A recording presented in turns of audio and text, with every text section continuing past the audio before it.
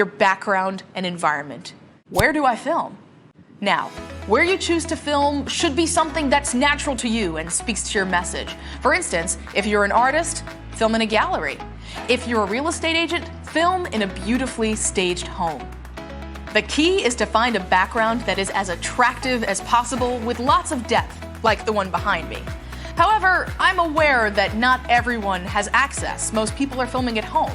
That's where green screen comes in handy. With green screen, I could be anywhere. I could be in Disney World. I could be in New York.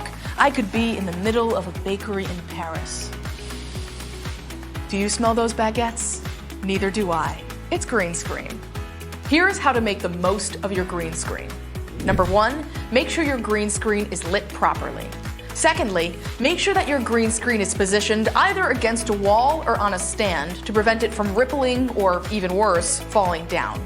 Lastly, make sure you're in the center of your green screen and surrounded by your green screen, so adding in a background later is seamless. Wonder how well green screen works for you when you follow all of these tips? Well, it's pretty easy to see. For instance, I've switched rooms, but you had no way of knowing because I'm now sitting in front of a green screen. Ta-da! Now, if you want to use a natural background and not a green screen, here's a few tips for your success. Number 1, find a background with depth. Secondly, you want to get a background that isn't too busy. You don't want cars and people passing the entire time you're speaking. It can be very distracting.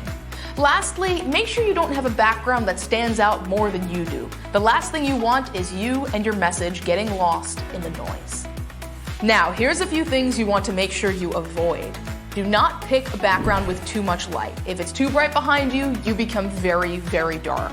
The other thing you want to avoid is white walls. Boring. Don't do it. Lastly, don't pick a place that's a very small and confined space. It's going to show up in your final shot as crowded and cramped, and often the lighting will be very bad.